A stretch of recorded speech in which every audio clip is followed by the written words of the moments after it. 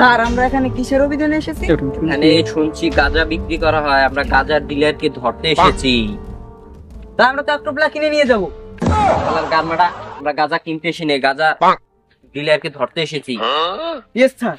আর আমি আশেপাশে খেয়াল করব, যে সময় আমি গাঁজার ডিলারদের দেখবো তাদের গুলি করে দেবে। হ্যাঁ স্যার। হ্যাঁ শালার গারমাটা, আমাকে না, গাঁজার ডিলারকে গুলি করতে হবে। তুই কি পারমিশন চাস না? হ্যাঁ স্যার। তাহলে আমার কথা শুনবি, আর হ্যাঁ, যে স্যার। সময় বলবো সে সময় গুলি করে দিবি।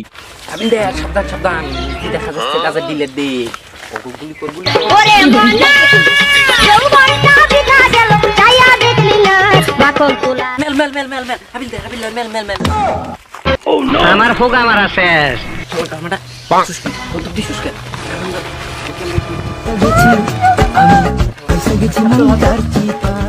আমার ওস্তাদ হাতে মারে ভাত, উত্তায় যায় রাতি। বেশি যদি ফেটে যায় জীবনে জ্বলবে না আর বাতি। বলতো আমার গন্ডি তো ওরা এসেছে, ওদের কি শাস্তি দেওয়া যায়? স্যার কবিতাটা শোনাও তো।